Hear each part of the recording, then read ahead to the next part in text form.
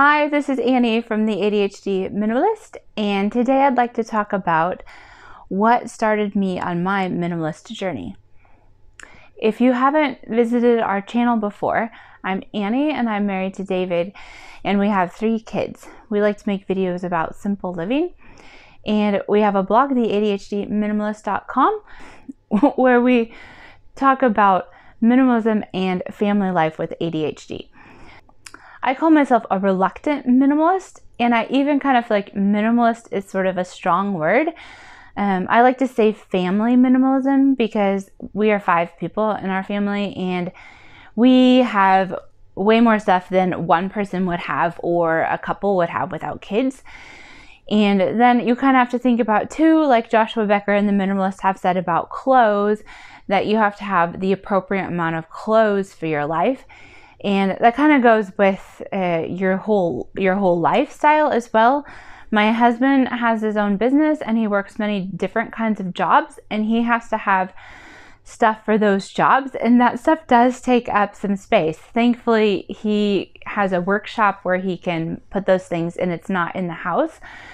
But there are some items that you just can't seem to get away from. And that's why I like to call it family minimalism, because it feels like it encompasses more people and more things. Even though I feel like we're not 100% done decluttering, even after I've decluttered many times through our entire house and our guest house. And okay, I enjoy the idea of family minimalism because it feels like that's the point we are in our lives right now. We do have more stuff than a couple would have that doesn't have kids or a single person would have. And that's okay at this point in our lives. And I still feel like I'm in the process of decluttering. I have decluttered everything at least once, some things 3 times. And every time I go through it again, I find more stuff to get rid of. So I haven't quite hit what Marie Kondo calls the click point. And I'm hoping that we'll hit that soon. The reason that I got into minimalism is because my son, who has ADHD, he started throwing a third to a half of the stuff out of his room one day. He was piling it up in the hallway, and the pile was getting really big. It was about 1 meter high, and it was blocking the door to our only bathroom. We live in quite a small house, and we only have 1 bathroom for 5 people. And so I couldn't get to the bathroom, and I was tripping over his stuff, and I was trying to figure out what was going on. And my son is in his room and he's frantically cleaning, and every once in a while an item comes hurtling towards me through the door, and I finally stop and have to ask him, like, what are you doing? And he told me, oh, that pile of stuff in the hallway, I don't want those things anymore. And I was like, what? Because in my mind at that point, security meant having lots of things. It meant that, oh, if we ran out of money one month, we still had extra clothes for the kids. Or we need 5 jackets for my daughter because maybe she'll rip them all in one winter and I don't have money to buy another one. And so I sort of had this poverty mindset where I was keeping stuff just in case, and I was thinking that that's where my security came from. And I sort of had to take a step back and realize that things don't make me secure. It's the people around me. And we have family and friends we could go to ask for help if we had a really bad financial situation during Corona now, or if something else happened and suddenly the kids were in the hospital and we needed help. We have a safety net, and so I don't need to keep things as a safety net because I have a safety net of people. And I know that maybe some people don't feel like they have a safety net of people, and then it's easier to hold on to those things. But for me, this was a big realization that helps me to let things go. But at the time when my son was throwing everything away, I had resisted and resisted and resisted my husband's pleas for me to minimize our possessions. He, I think, has always been a minimalist at heart. He would love to just travel the world with only a backpack. And then he usually has me tagging along, and I have my huge bag that I'm trying to wait and get out of baggage. And then I have to put my carry-on on top of the bag, and I have way too much stuff. And I realize I've been on trips before where I packed all kinds of stuff for the kids and we only used half of it. So I've had to learn my lesson too, that sometimes less is more, and you can buy it when you get there if it's not in your bag from the beginning. But okay, I feel like I keep getting sidetracked here. Back to my story. So my son had all this stuff in the hallway, and then he's telling me that he doesn't want to keep any of it. And I sort of panicked because for me, like, this pile of stuff is a security blanket. And so I'm like, are you sure? And I pick up a sweatshirt out of the pile that is new with the tags on it that I spent good money on. And he said he liked it at first, and then he just never wore it. And so I picked it up, and I'm like, this is a new sweatshirt. Are you sure you don't want to wear it? No, Mom, I hate that sweatshirt. I tried it on. The tags are itchy. I hate it, and I don't want to have it. And he was just really mad at me at that point because I wasn't seeing his side of things. And I think I might have even picked one other thing out of the pile and just asked if he was sure he wanted to get rid of it. He was like, yes, Mom, I'm sure. I don't need any of this stuff. And then finally when I got him calmed back down, because he has ADHD, and sometimes when he gets all worked up about things, it takes a while to kind of step back and calm down. Then I finally got him to explain to me what he was really thinking and feeling. And he looked at me and he said, oh, and this almost brings tears to my eyes, goodness. Oh, but anyway, I felt like this was really profound. He said, Mom, having only the things in my room. He looked at me and he said, Mom, having only the things in my room that I like and that I use make me feel so much calmer. I don't feel my ADHD symptoms as much.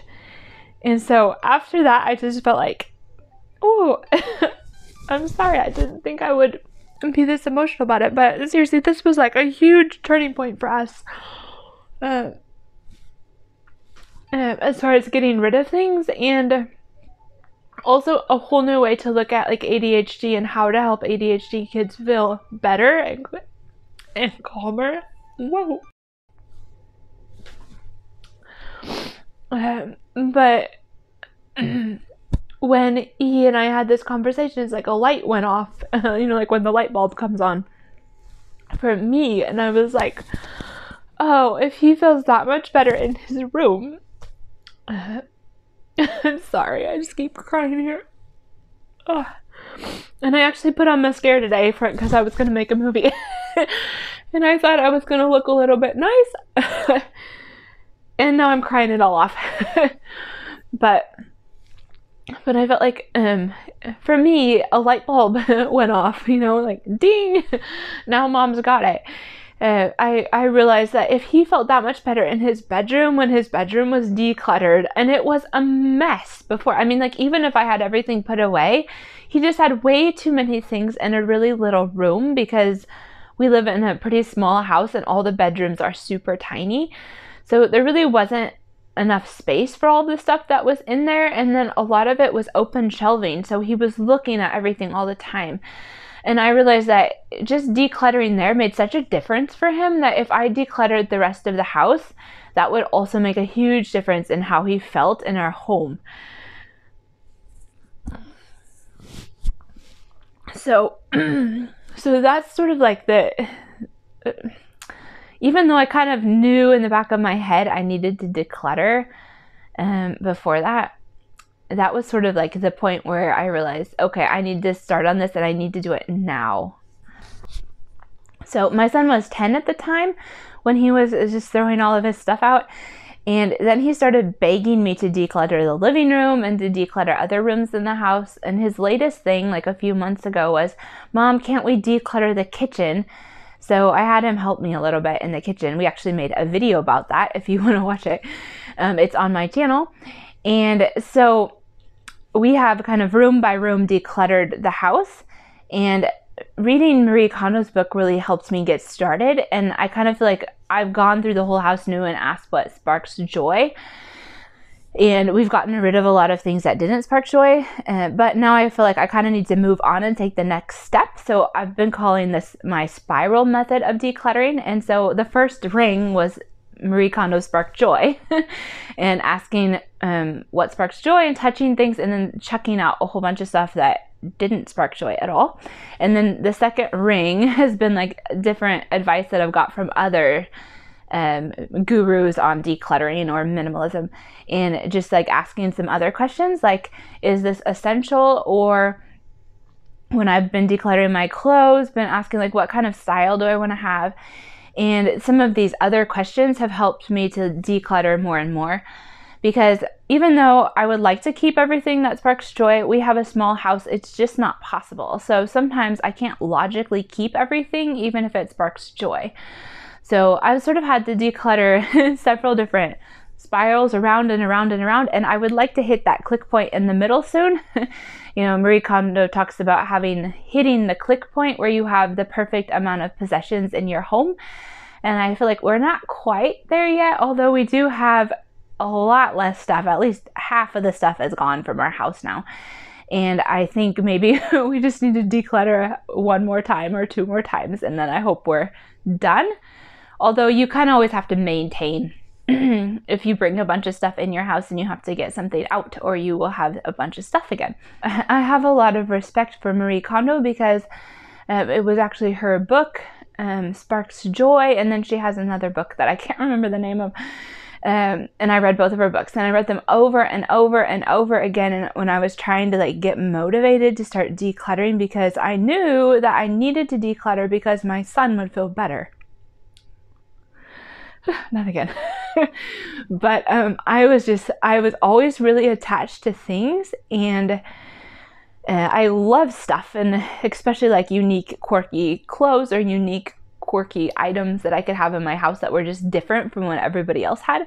And I do not feel like I need to have an all white home. I have absolutely no desire to have like a minimalist aesthetic where everything is just white, white, white, because that is not me. I don't feel like that is a prerequisite to be a minimalist, is that you have to follow all of their aesthetics. I think part of my obsession with stuff is, I mean, it goes back to being a kid, and my dad switched jobs. And when he switched jobs, he took a job that he had a passion for and he was really excited about, but the pay was a huge cut in pay. And so we went from, I don't know, just feeling like mom and dad didn't have any worries about money, and to realizing that my parents were barely making it from month to month. And my mom ended up taking a part-time job, and they were still kind of like barely making it. And sometimes they would talk to us a little bit about what was going on financially. And I remember when they cut up their credit cards because they were getting into credit card debt. And so, I mean, like, that had a profound influence on me. Like, I think like seeing them cut up their credit cards and want to get out of debt, that kept me from accumulating a lot of debt and purchasing things on credit, like small things. So I did learn a lot of things growing up, but I did also keep a lot of things. I had so much stuff in my room. It was an insane amount of stuff. And I think that was because I didn't know if I was going to get new clothes for the next school year. So I would just save everything, even stuff that I would maybe never ever wear again. But it was just in case. And so I accumulated so much stuff in my bedroom growing up. Like, I would sometimes just have a horrible, messy room, and I would walk on clothes that were on the floor. And my mom would have a fit, and she'd finally be like, you need to clean your room. So I would kind of get released from other household chores, and I would start cleaning my room, and it would take me days to wade through all of this stuff. And when I would finally get everything like put away where I thought it should go, all of my clothes would not fit in my bureau and my closet. So I had stuff like my closet door was always open, and there was like a pipe on there or something, and I was just hanging stuff like out into the bedroom from the closet door. And I think it probably would have been easier for me to start decluttering as an adult if I would have had someone tell me when I was a preteen or a teen that I just had way too much stuff and it wasn't healthy, and help me like go through the things and declutter them.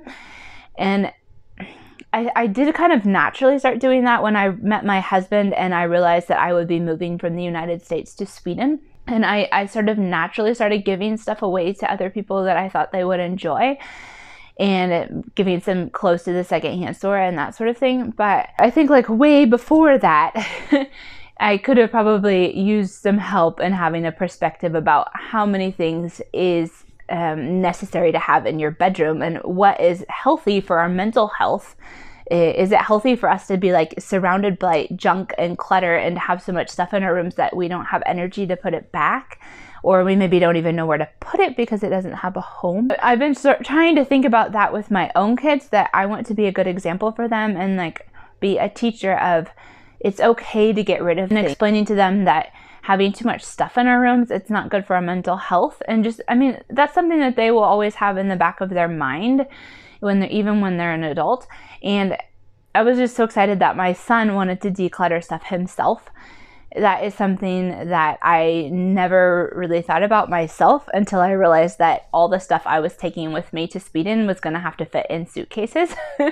And then it was sort of forced on me. It wasn't a decision that I willingly made. Part of this like idea of keeping stuff for just in case from my childhood, it just sort of rolled over into adulthood, and then I had way too much stuff. I had boxes and boxes and boxes of stuff. My oldest son grew out of clothes, and then my daughter didn't want to wear them, or they just didn't fit her because she had a different body type, so I just kept saving them. And then I was buying new clothes for my daughter and saving all of those clothes for my third child. And then my third child was born, and she was a girl, and so she could technically wear all the stuff I'd saved, but it was fun to buy some new clothes. So she had some new clothes that I bought, and I realized when I started cleaning out the storage room that there were boxes and boxes of stuff in the same size. There was so much that she could not possibly wear all of the clothes in the same size. So then I sort of went through things and started giving things away because I realized that that was just silly to have all that stuff laying around. But the things that you do because you feel secure, I finally had to realize that I needed to find my security in the people around me and not in my stuff. And that made a huge difference, and it helped me let things go. And Marie Kondo also helped me a lot in the beginning, just like thinking about things in a different way and realizing that things that don't hold any joy from me and that I'm not using, that don't have any practical use, and then I really don't need to keep them. There isn't any logical reason to keep them. And just helping me like just get started. And it's kind of like you work up these decluttering muscles, and so you get better and better at it. And this last year, I've been working on decluttering for the last maybe even longer. My son was 10, he's now 14. So I guess for the last 4 years, we've been decluttering, which is quite a long time. But like the more you declutter, the easier it gets. So this last year when I got out the Christmas items, I got out a bunch of angels that I'd had when I was a kid. And I think I earned some of them playing piano when I did my piano lessons. But a lot of them, they had broken wings, and I had glued them back together. And then they've been sitting out in a cold storage room because we don't have a warm storage room. And they broke again. The glue didn't stand up to the cold. And so most of the angels had one wing off or both wings off, or another part of it was broken. And they're just really old. And then some of them broke on the way here from America. And some of them were already broken when I even brought them over from America. And so I sort of just went through all of them now. And I felt like, you know what, it's okay to let these go that are broke. And then I even went through again the ones that were left. And some of them I realized that they didn't spark joy, and I didn't even really like them, even though that I had had them as a child. And so then I took those to the secondhand store, and I ended up with just a few. So maybe I have 5 angels left that I had when I was a kid, but that's okay. It's enough. And I have good memories from those, and they're not broke. So it took me, I guess, 4 years to be able to let go of some of those nostalgic things. And it's sort of just a thing that you kind of work up those muscles, and then you realize suddenly that you can do it. And so that's why everybody says, don't start with nostalgic things. And I definitely agree with that. That was one of the hardest things for me to let go of. And it hasn't been until this year, so much earlier in this year. So I guess it would have been after about 3 years of decluttering, I finally started going through a lot of nostalgic things, and like my children's baby clothes that I kept because I kept way too much. So that's my story. I started minimizing things to help my son who has ADHD and to help my daughter who also has ADHD. They have 2 different kinds of ADHD. So my son is hyper and my daughter is inattentive, or what they used to call ADD. And so they've had 2 different sets of problems. And my daughter really needed help with like organizing her clothes and stuff and the folding them so they stand up so she could see exactly what she wanted to have, so she didn't just make a mess of everything.